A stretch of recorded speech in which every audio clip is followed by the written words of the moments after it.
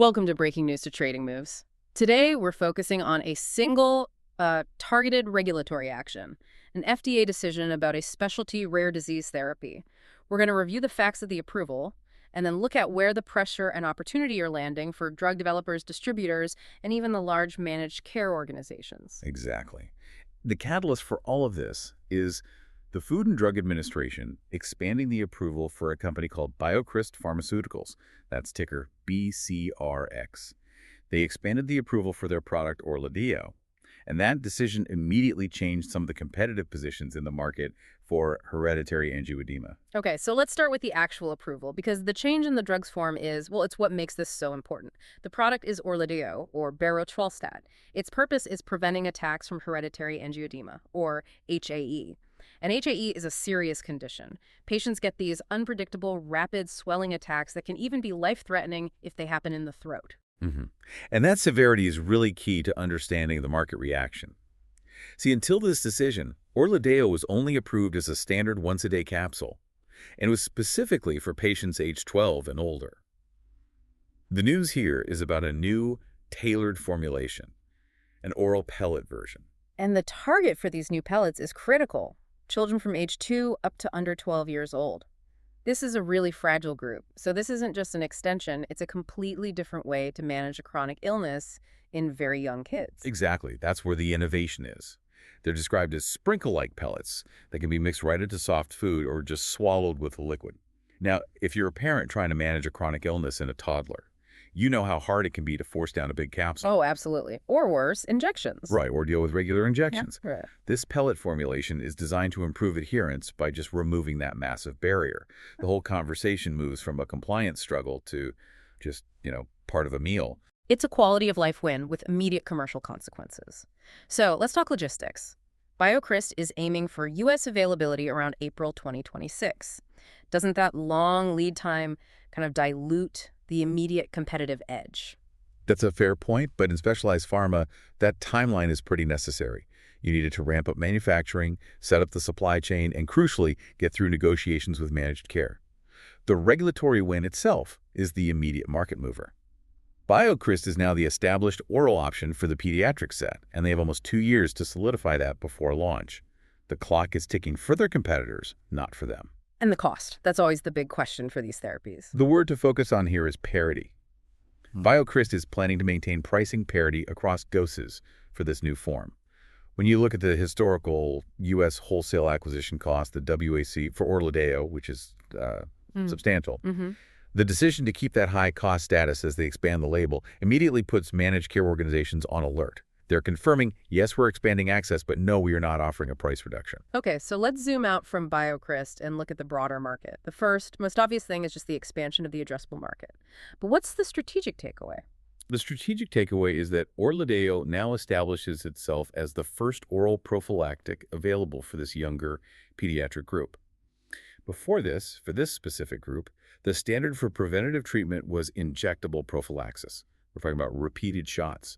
For a child between 2 and 12, the change from needing injections to an easy oral sprinkle, well, it's not just a convenience upgrade. It challenges the value proposition of the existing injectable therapies in the most important segment for long-term patient loyalty. Right. If a family starts HAE prevention with a convenient oral option when their kid is 3, they are very unlikely to switch to an injectable later unless they have to. That loyalty factor has to be massive for BioCryst's. Absolutely. The ability to establish patient habits and prescriber familiarity early on creates a powerful competitive moat, and this oral pellet formulation gives them that early entry point. Let's turn to the market movements, starting with the winners. Category 1 is pediatric HAE and rare disease commercial winners. Naturally, the leader here is BioCryst's Pharmaceuticals, ticker BCRX. Why is this more than just a momentary boost for them? Because the pediatric label expansion confirms their long-term lifecycle management strategy. For specialty rare disease companies, you have to maximize the patent life of a flagship drug like Orladeyo.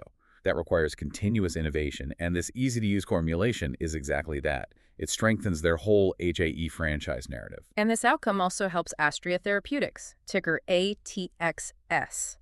Tell us why they're included as a winner. Astria is tied into this because of that strengthened franchise narrative. Specifically, it relates to the planned acquisition of their drug navenibart by BioCryst's. A stronger, validated Orladeyo platform makes the combined HAE portfolio more defensible, more appealing. It validates the rationale behind that whole acquisition strategy. The market really views these two companies as moving together right now. Okay, moving to category 2. Orphan drug biotechs that might be able to use a similar playbook. We see companies like BioMarin Pharmaceutical, BMRN, and Sarepta Therapeutics, SRPT, listed here. What exactly is the playbook that this approval validates? It's all about precedent. That's currency in the regulatory world. The FDA's willingness to approve this specific type of formulation, a user-friendly oral option designed just for pediatric adherence, it signals a positive pathway for other orphan drug developers. Many rare disease therapies struggle to transition to younger populations because of administration challenges. This suggests that investing in drug delivery innovation, like pellets or sprinkles for label expansions, is a recognized path for companies like BioMarin and Sarepta. They're also chasing life cycle extensions in their own rare disease fields. So it's not just about the HAE market, it's that the regulatory mechanism used here might be repeatable across the whole rare disease sector. Precisely. It lists positive sentiment for any company that relies heavily on life cycle management to extend their product revenue. Category 3 of winners is outside drug development, but relies on it. The specialty drug distribution and servicing ecosystem. We're talking about McKesson, ticker MCK, and Cencora, ticker COR. Why do they benefit when a high-cost drug moves into a pediatric group? These companies are the essential logistical backbone. You can think of them as a specialized FedEx for the pharmaceutical industry. High-cost specialty therapies, especially for rare diseases, require cold chain management, complex patient support programs, and very detailed reimbursement services. So the handling costs and specialized services are just higher for these drugs than for, say, common generics. That's correct. So the incremental volume from this expanded pediatric eligibility, even if it's small in total numbers, is high-margin, persistent volume. Rare disease patients often stay on a therapy for years. That reliable, high-touch distribution revenue provides a positive tailwind to these channel partners. McKesson and Cencora get paid to manage that complexity, and this approval just increased the complexity and the volume that needs managing. So BioCryst's is celebrating.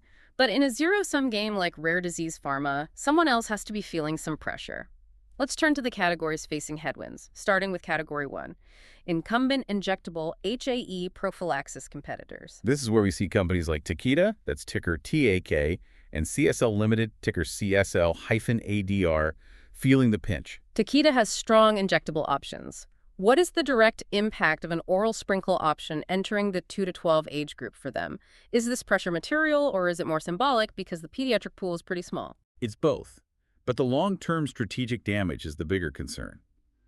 While the 2 to 12 population is smaller than the adult segment, it's a critical one for establishing habits. Takeda and CSL previously relied on the fact that injectables were often the only practical preventative option for young kids. Now, they are immediately at a convenience disadvantage. And losing that default position in the pediatric market means that when those kids age up into the 12-plus segment, they're already used to an oral regimen. They're likely to stay on it. That erodes future market share potential for the injectable incumbents. That transition point is extremely important. Okay, let's look at Category 2, HAE pipeline competitors and future entrants. These are companies that may have been planning their market entry before this news. We're looking at KalVista Pharmaceuticals, ticker KALV, and Pharvaris, ticker PHVS. Well, if you are an HAE competitor, you just watched the market leader reinforce their defenses in a big way. As BioCryst's extends its label and locks in prescriber familiarity with this kid-friendly formulation, any newer entrants are going to face tougher differentiation requirements. In other words, just launching another oral HAE therapy isn't enough to win on convenience anymore. Exactly. KalVista and Pharvaris will have to show superior efficacy or, crucially, undercut BioCryst's on price dramatically to gain any traction. And since BioCryst's is maintaining that high price parity, it complicates payer negotiations for any future competitor. The bar for innovation has been set. You have to be easier to use and better, or you have to be much, much cheaper.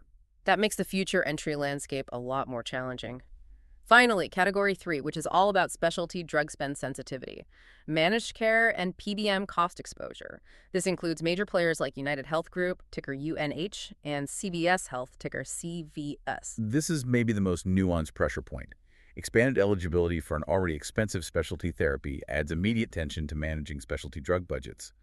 This expansion means more patients are now clinically eligible, which inherently increases total spending for the payers. When we talk about PBMs like CVS, this affects utilization management and rebate dynamics. Can you define what that means in this context for our listeners? Sure. Utilization management refers to the tools payers use to control costs, like requiring a prior authorization to make sure a drug is medically necessary. When a new, easier-to-administer formulation opens access to a group that was hard to treat before, it makes it much harder for payers to deny coverage. That increases utilization. At the same time, the drug's high cost and new label increase the stakes in rebate negotiations. PBMs get rebates from manufacturers for favorable formulary placement. If the market leader expands its dominance, it can dictate tighter terms on those rebates, creating direct financial pressure on UnitedHealth and CVS. So the overall theme is that this single approval, while it's narrowly focused on ages 2 to under 12, creates consequences that scale up to the entire drug distribution and payment system. It's a reminder of how interconnected this industry is. That's the summary thought, really. This one targeted regulatory approval instantly rearranges competitive advantages across the whole system, from development to distribution, and finally to who pays the bill. The final thought for you to consider is the inherent tension this creates moving forward. On one side, we have medical advancements that make chronic drug delivery easier for vulnerable pediatric populations, which makes life better for kids and parents. On the other side, those advancements, when applied to high-cost specialty therapies, continue to test the limits of specialty spend budgets for the large managed care organizations. You should consider how future advancements in drug delivery, especially ones that improve adherence and access like this one, will continue to challenge the financial models of managed care and PBMs for years to come. This is purely the opinion of the author. This is not financial advice or buy or sell recommendations.